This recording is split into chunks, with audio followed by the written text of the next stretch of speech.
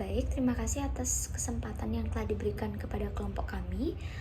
Jadi di sini kami akan membahas materi mengenai penyusunan silabus dan RPP Kurikulum 2013, eh, yang dimana di dalamnya terdapat 5 topik penting yang akan kami bahas, yaitu pengertian RPP, komponen-komponen RPP, prinsip penyusunan RPP, pelaksanaan pembelajaran, serta penilaian proses dan hasil belajar. Nah, langsung saja kami mulai presentasi yang dimana topik pertama akan dijelaskan oleh saya sendiri. Baik, topik yang pertama kali ini saya akan membahas mengenai pengertian rencana pelaksanaan pembelajaran maupun RPP. Nah, rencana pelaksanaan pembelajaran atau RPP merupakan sebuah dokumen yang berisi gambaran atau rencana pembelajaran yang akan dilakukan selama satu kali pertemuan atau satu semester. Nah, RPP juga dapat diartikan sebagai pedoman dalam pelaksanaan pembelajaran. RPP disusun langsung oleh guru pengampu mata pelajaran sebelum memulai kegiatan belajar mengajar. Dalam penyusunan rencana pelaksanaan pembelajaran, guru harus memerhatikan setiap komponen penting yang harus terdapat dalam RPP. Karena RPP yang bermutu sangat berpengaruh terhadap pelaksanaan pembelajaran dan pencapaian tujuan pembelajaran yang telah ditentukan dalam kerangka dasar kurikulum. Oleh karena itu, kemampuan menyusun RPP ini menjadi salah satu kompetensi yang harus dimiliki oleh guru. Menurut Permendikbud nomor 65 tahun 2013 tentang standar proses, RPP merupakan suatu rencana kegiatan pembelajaran tatap muka untuk satu pertemuan ataupun lebih. Nah, RPP ini berkembang dari silabus untuk lebih mengarahkan kegiatan pembelajaran peserta didik untuk mencapai kompetensi dasar. Kemudian yang kedua yaitu mengenai komponen-komponen rencana pelaksanaan pembelajaran atau RPP, yang dimana ada 11 komponen penting, yaitu yang pertama yaitu identitas mata pelajaran, yang dimana bagian identitas mata pelajaran terdiri dari satuan pendidikan, kelas, semester, program, mata pelajaran, serta jumlah pertemuan. Kemudian yang kedua ada standar kompetensi, yang dimana ini merupakan kualifikasi kemampuan minimal peserta didik yang menggambarkan penguasaan pengetahuan, sikap, dan keterampilan yang diharapkan dicapai pada setiap kelas dan semester pada suatu mata pelajaran. Kemudian yang ketiga ada kompetensi dasar. Nah, kompetensi dasar adalah sejumlah kemampuan yang harus dikuasai peserta didik dalam mata pelajaran tertentu sebagai rujukan penyusunan indikator dalam suatu pelajaran. Kemudian yang keempat ada indikator pencapaian kompetensi, yang dimana ini merupakan perilaku yang dapat diukur dan diobservasi untuk menunjukkan ketercapaian kompetensi dasar tertentu yang menjadi acuan penilaian mata pelajaran. Nah, indikator pencapaian kompetensi ini dideskripsikan dengan menggunakan kata kerja operasional yang diamati dan diukur yang mencakup pengetahuan, sikap, dan keterampilan. Kemudian yang kelima ada tujuan pembelajaran, yang dimana tujuan pembelajaran dalam RPP harus dapat menggambarkan proses dan hasil belajar yang diharapkan dicapai oleh peserta didik sesuai dengan kompetensi dasar. Kemudian yang keenam ada materi ajar. Nah, materi ajar ini memuat fakta, konsep, prinsip, dan prosedur yang relevan dan ditulis dalam bentuk butir-butir sesuai dengan rumusan indikator pencapaian kompetensi. Selanjutnya yang ketujuh ada alokasi waktu. Nah, alokasi waktu ini ditentukan sesuai dengan keperluan untuk pencapaian kompetensi dasar dan beban belajar. Kemudian yang ke-8 ada metode pembelajaran, di mana metode pembelajaran adalah cara yang digunakan oleh guru untuk mewujudkan suasana belajar serta proses pembelajaran yang dapat memudahkan peserta didik dalam mencapai kompetensi belajar. Pemilihan metode pembelajaran disesuaikan dengan situasi serta kondisi peserta didik maupun karakteristik dari setiap indikator dan kompetensi yang hendak dicapai pada setiap mata pelajaran. Kemudian yang ke-9 ada kegiatan pembelajaran. Nah, kegiatan pembelajaran ini mencakup 3 hal, yaitu pendahuluan, inti, serta penutup. Yang selanjutnya yaitu penilaian hasil belajar. Nah, prosedur dan instrumen penilaian proses dan hasil belajar disesuaikan dengan indikator pencapaian kompetensi dan mengacu kepada standar penilaian. Kemudian yang terakhir yaitu yang ke-11, ada yang namanya sumber belajar. Nah, penentuan sumber belajar didasarkan pada standar kompetensi dan kompetensi dasar serta materi ajar, kegiatan pembelajaran, serta indikator pencapaian kompetensi. Baik, materi selanjutnya yaitu prinsip penyusunan RPP. Yang pertama yaitu memperhatikan perbedaan individu peserta didik. RPP disusun dengan memperhatikan perbedaan kemampuan awal, tingkat intelektual, minat, motivasi belajar, bakat, potensi, kemampuan sosial, emosi, gaya belajar, kebutuhan khusus, kecepatan belajar, latar belakang budaya, norma, nilai, atau lingkungan peserta didik. Dan yang kedua, berpusat pada peserta didik.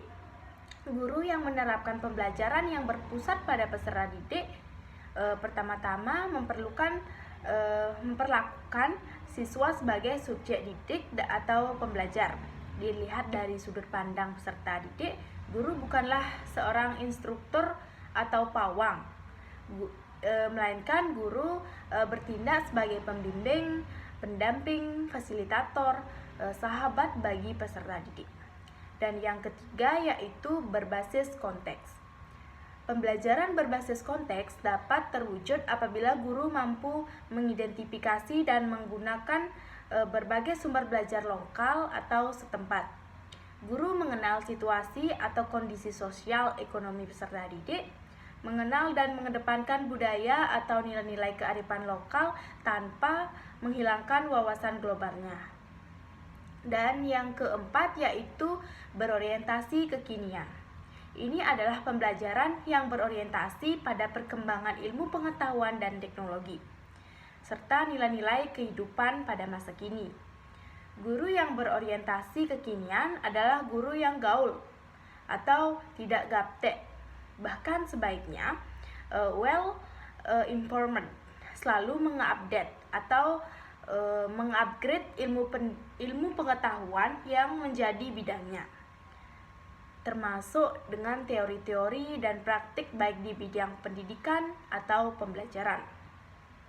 Dan yang kelima yaitu mengembangkan kemandirian belajar. Guru yang mengembangkan kemandirian belajar siswa selalu akan berusaha agar pada akhirnya siswa mampu mengemukakan pendapat atau berinisiatif dengan penuh percaya diri.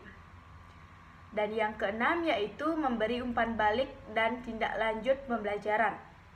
RPP memuat rancangan program pemberian umpan balik yang positif, penguatan, pengayaan, dan remedi.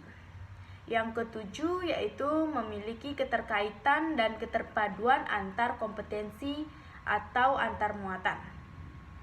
RPP disusun dengan memperhatikan keterkaitan dan keterpaduan antara kurikulum, indikator pencapaian kompetisi, tujuan pembelajaran materi, dan materi pembelajaran atau kegiatan pembelajaran serta penilaian dalam sumber belajar satu keutuhan pengalaman belajar tersebut.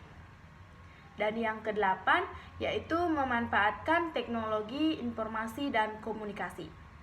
Kegiatan belajar dalam RPP disusun dengan mempertimbangkan penerapan teknologi informasi dan komunikasi secara terintegrasi, sistematis, dan efektif sesuai dengan situasi dan kondisi.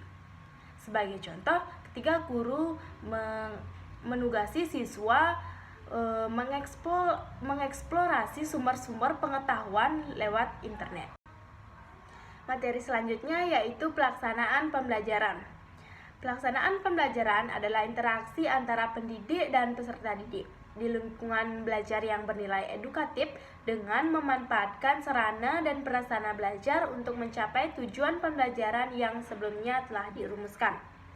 Adapun tahapan-tahapan pelaksanaan pembelajaran dibagi menjadi 3 tahapan, yaitu yang pertama ada kegiatan awal yang terdiri dari menciptakan lingkungan dengan salam pembuka dan berdoa, melakukan pretest, yaitu peserta didik menjawab beberapa pertanyaan dengan materi pelajaran yang akan diajarkan. Dan selanjutnya menghubungkan materi yang telah dimiliki peserta didik dengan bahan atau kompetensi baru. Yang kedua yaitu kegiatan inti. Terdiri dari pengorganisasian sebagai contoh pembentuk kelompok besar atau kecil. Memprosedurkan pembelajaran, contohnya yang terdiri dari tanya jawab, kegiatan pengamatan, melaporkan hasil pengamatan, diskusi kelompok, menyimpulkan hasil pengamatan dan diskusi, memberi contoh konsep dalam kehidupan sehari-hari, dan membuat rangkuman. Dan selanjutnya ada pembentukan kompetensi sebagai contoh dalam mata pelajaran IPA. Pertemuan pertama yaitu mengidentifikasi benda berdasarkan bentuk ukuran, warna, bau, kasar atau halus, dan rasa pada benda atau objek. Selanjutnya pertemuan kedua, mengidentifikasi benda yang berubah bentuk. Dan yang terakhir pertemuan ketiga, mengidentifikasi kegunaan benda. Dan yang ketiga yaitu kegiatan akhir. Untuk membentuk kompetensi dan memantapkan peserta didik terhadap kompetensi yang telah dipelajari bisa dilakukan dengan perenungan. Selanjutnya dengan menggunakan metode post test. Bisa dilakukan lisan atau tertulis. Dan yang terakhir yaitu menutup pembelajaran dengan berdoa. Materi selanjutnya yaitu penilaian proses dan hasil pembelajaran. Penilaian proses dan hasil pembelajaran oleh pendidik dilakukan dengan yang pertama yaitu menetapkan tujuan penilaian dengan mengacu pada RPP yang telah disusun. Yang kedua yaitu menyusun kisi-kisi penilaian. Yang ketiga yaitu membuat instrumen penilaian. Yang keempat melakukan analisis kualitas instrumen. Yang kelima melakukan penilaian. Dan yang keenam mengolah, menganalisis, dan menginterpretasikan hasil penilaian. Yang ketujuh melaporkan hasil penilaian. Dan yang terakhir yaitu memanfaatkan laporan hasil penelitian. Baik teman-teman sekalian, karena sesi pemaparan materi telah selesai dari kelompok kami, jadi kami membuka sesi diskusi untuk teman-teman sekalian. Dimohonkan agar teman-teman yang ingin bertanya untuk menyebutkan nama, NIM, serta mengirim pertanyaan di kolom chat. Untuk sesi diskusi kami buka.